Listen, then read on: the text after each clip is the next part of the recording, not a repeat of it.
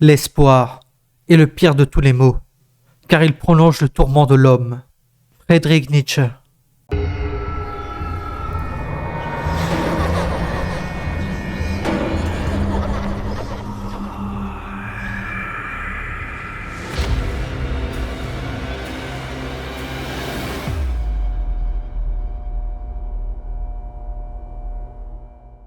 L'attente éternelle, désignée comme le niveau 742, se présente comme une vaste étendue inférieure de salles d'attente, qui s'étend indéfiniment vers l'extérieur, dans toutes les directions latérales. Étant donné l'infini de l'espace, il est rare de rencontrer d'autres vagabonds. Le plus souvent, les errants sont livrés à leurs seules pensées et à l'austérité de leur environnement. Dans l'air, des grains de poussière flottent et tourbillonnent, néanmoins protégés par un sort invisible. Les sièges restent impeccables, repoussant sans effort toute trace de saleté qui oserait s'approcher. En haut, des lampes fluorescentes éclairant chaque pièce dans ses moindres recoins, peignant l'espace d'un rayonnement frais et continu. Pourtant, sous cette lueur bienveillante, une sonnerie réverbérée imprégnait l'air. Un bourdonnement électrique écrasant qui rend beaucoup de gens presque sourds pendant toute la durée de leur séjour désagréable. Dans les limites de ce niveau, tout est remarquablement résistant. Les sièges résistent à toute tentative de démontage et les dalles du plafond s'accrochent fermement à l'épaisse couche de béton qui les surplombe. L'intégralité architecturale du royaume reste indemne des assauts des victimes piégées, devenues violentes. Lorsque ces agressions s'estompent avec l'épuisement, il ne reste plus que la dure réalité, la monotonie sans fin de ces salles d'attente blanchies à la chaux. Regardez ma forme misérable. Ne suis-je pas un spectacle pitoyable? Les chaises m'encerclent. Leur présence infernale me rappelle sans cesse ma folie. Elles ricanent et se moquent de mon malheur. Comment j'ai facilement succombé à leur tromperie. Oh, comme je rêve d'un jour de délivrance. Mais maintenant, je suis enchaîné pour toujours et à jamais, à cette chaise maudite. Je suis resté ici, enchaîné dans cet état stagnant et désolant, pendant d'interminables mois, peut-être des années, à attendre quelque chose qui ne viendra peut-être jamais. Jusqu'à présent, aucun mortel n'a vu ma situation pathétique. Je suis sûrement lié pour l'éternité, à ce lieu désolé, abandonné et seul. Ma peau, autrefois jeune, s'est flétrie. Sa vigueur s'est depuis longtemps transformée en un gris sombre. Mes cheveux, autrefois une forêt d'un brun riche et épais, se sont ratatinés et ne sont plus qu'un arbuste fragile d'un blanc fantomatique. Même mes os, centimètre par centimètre, se déshabillent peu à peu, comme ils attendent avec impatience leur émancipation de cette propre chair, qui s'effiloche et se dégrade. Je suppose que ce sera ma dernière demeure, car au bout du compte, la mort vient pour nous tous. Lawson, Wormwood. D'innombrables chaises sont disséminées dans le niveau 742. Chaque pièce et chaque couloir est infesté de sièges de toutes sortes. Des meubles tels que des canapés en cuir usé, des tabourets en plastique fragile et des chaises de bureau grinçantes pourraient bien être considérés comme la population indigène du niveau, en l'absence de toute forme de vie. Contrairement à leur apparence diverse et inoffensive, ces habitants sont invariablement hostiles. Bien que les chaises puissent être déplacées à volonté, en cas de contact physique direct, un individu découvrira rapidement que le répit offert par n'importe quel siège n'est qu'un mensonge insidieux, et se retrouvera fermement fixé à la chaise à chaque point de contact. Les vêtements sont sans importance. La force de liaison semble imprégner les surfaces comme de la colle, fusionnant la peau nue et vêtue au siège. Et l'espace de quelques secondes, l'amputation de tous les appendices touchés devient le seul moyen viable de s'échapper pour ceux qui ont touché le siège par inadvertance. Les victimes qui ont la folie de s'asseoir complètement n'ont pas cette chance. Curieusement, on peut aussi noter que la méchanceté des meubles du niveau semble être dirigée exclusivement, voire délibérément, vers les créatures vivantes. Aucun effet adhésif ne s'applique aux objets inanimés en contact avec les chaises du niveau. Les chaises fourbes du niveau 742 ne sont pas la seule menace dont les vagabonds doivent se méfier. Le temps lui-même représente un danger redoutable et inévitable. Un prédateur tapi qui ne demande qu'à frapper. En l'espace de quelques heures ou de quelques minutes, les vagabonds commencent à vieillir rapidement, alors que les horloges, les montres et les autres appareils de mesure du temps continuent de tourner indifféremment à leur rythme habituel, ce processus de décomposition n'affecte pas l'ensemble du corps simultanément.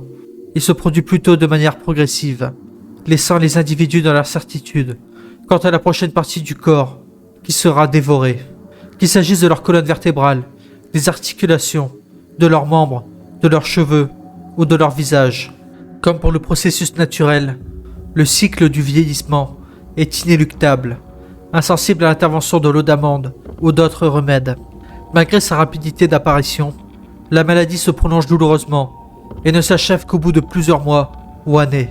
Quoi qu'il en soit, un profond découragement est tôt ou tard inévitable. L'espoir n'est pas de mise face à une disparition certaine. Les malades finiront par succomber à leur sort inévitable, se désintégrant en poussière, éternellement et irrévocablement, dissous dans la crasse perpétuelle qui embrume l'air. Avec cette description, vous comprendrez qu'il est pratiquement impossible d'établir d'avant-poste permanent. Les structures construites par les colons potentiels s'érodent rapidement et finissent par s'effondrer et disparaître sans laisser de traces. Les constructions et les objets détériorés, probablement des restes de personnes décédées, tombent rapidement dans l'oubli. La raison pour venir dans ce niveau manque de clarté. Invariablement, les vagabonds ne se souviennent pas des circonstances qui ont motivé leur arrivée ici. Malgré cela, il est communément admis que les vagabonds trouvent leur entrée par le simple fait de s'asseoir en silence, attendant partiellement que quelque chose d'important se produise. Nombreux sont ceux qui ont été pris au piège et perdus au niveau zéro, confrontés à la perspective désespérée de la famine, attendant que la nourriture se matérialise. D'autres, peut-être, attendaient une aide qui n'est jamais venue, ou l'arrivée de la mort elle-même. En ce qui concerne les sorties, elles sont inconnues. Aujourd'hui, à 9h03 exactement, Dale Dickelsten fêtera ses 45 ans.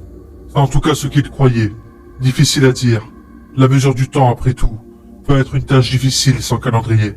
Sans parler du fait que l'on a aussi les fesses fermement collées à une chaise, et que cette chaise est collée au sol d'un interminable paysage d'enfer, de salles d'attente blanches et vierges. Heureusement, ou peut-être pas, il y avait une horloge accrochée au coin du mur, pour l'aider à compter les jours qui passaient, et qui ne semblaient pas passer du tout.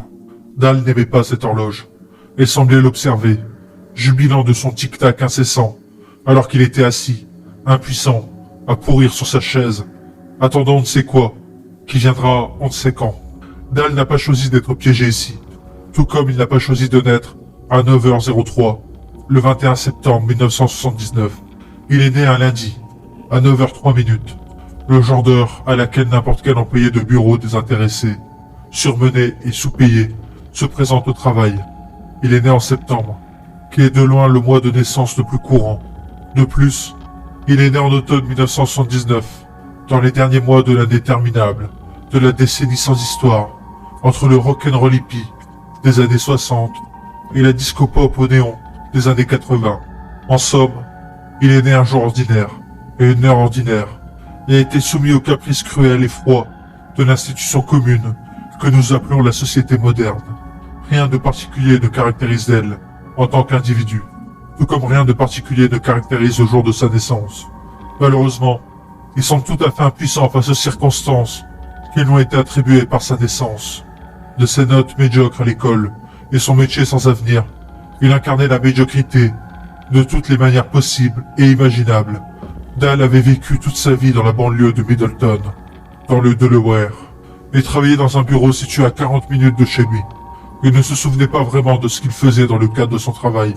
Il se souvenait vaguement des chiffres de calcul et d'un téléphone fixe, dans la brume qui semblait s'installer sur tous ses souvenirs. De toute façon, cela ne semblait pas avoir d'importance. Aucune quantité de travail ne réduirait la pile de paperasse toujours plus grande, empilée proprement au coin de son bureau. Cela, il s'en souvenait. Quoi qu'il en soit, Dale n'aimait pas que son environnement lui rappelle son ancien bureau. Les murs incolores lui rappellent cruellement sa vie sur Terre, une vaste étendue sans relief, où le temps semblait s'être arrêté, et où tout sentiment de progrès n'était qu'une illusion. Dans les dernières heures qui précédaient son anniversaire, son esprit vagabondait, cherchant une once de sens, à près de 45 ans d'existence. Ses yeux se posèrent sur les squelettes allongés, de l'autre côté de la pièce. Dale n'aimait pas les squelettes. Il se souvenait avoir pleuré de joie comme n'importe quel être humain, lorsqu'il avait aperçu les voyageurs au loin, ravi du premier contact humain qu'il avait eu en 3 ans. Il se souvenait avoir pleuré d'horreur, comme n'importe quel être vivant, lorsqu'il s'était spontanément desséché, dès qu'il s'était assis pour lui parler. Il se souvenait du chagrin qu'il avait éprouvé pendant des mois, à l'idée que cette unique opportunité, de sauvetage, de communauté, de quoi que ce soit, s'était désintégrée à l'instant même, où il l'avait rencontrée. Mais Dal ne se sentait plus du tout concerné par cette épreuve, puisqu'elle était terminée depuis longtemps. Son regard se porta sur de longues mèches de cheveux noirs, qui s'accrochaient encore à la tête du cadavre de gauche. Dal essayait de penser à sa femme, Barbara. Tous les matins, Dal l'embrassait et partait travailler à 8h15. Épuisé par une longue journée, il rentrait à la maison à 18h30 et s'asseyait avec elle et les enfants pour dîner, où ils échangeaient des plaisanteries polies, à propos de rien en particulier. Ensuite, pendant qu'elle faisait la vaisselle et la lessive, il s'enfonçait dans le canapé du salon, comme il le fait maintenant, les yeux vitreux. Il regardait des athlètes qui avaient fait quelque chose de leur vie, se disputer un ballon de football sur le téléviseur devant lui. Pendant ce temps, les enfants se chamaillaient, jouaient, faisaient leurs devoirs et commençaient à grandir lentement derrière lui. Dell a alors essayé de penser à ses enfants, mais il ne pouvait pas se souvenir de leur nom. Pour Dell, le sens était tragiquement insaisissable. Au lieu de cela, dans l'heure qui précède sa naissance, il se retrouve à contempler philosophiquement l'absurdité métaphysique de l'existence humaine. Il était là, piégé dans ce purgatoire stérile, réfléchissant au moment précis où il était entré dans le monde, comme s'il avait une signification transcendante, un secret qui lui permettrait de s'échapper. C'était ridicule. Pourquoi un jour, une heure, ou même une minute, serait-il plus important qu'un autre? Comment pourrait-il en être ainsi, alors que le temps s'écoulait, et qu'il continue à rester assis, piégé et inchangé, sans espoir de mort, ni d'évasion? Plus le temps passait sur l'horloge dans le coin, au fil des années d'attente, plus il lui semblait que toute sa vie avait été passée dans des salles d'attente, à attendre que quelque chose change, qu'une étincelle d'excitation le ramène à la vie, qu'une occasion de rompre le cycle monotone de la vie ne se présente pas, et ne se présentera pas. Au fur et à mesure que les minutes s'égrenaient, l'horloge se rapprochait de 9 heures. Dell sentit un étrange sentiment de résignation l'envahir.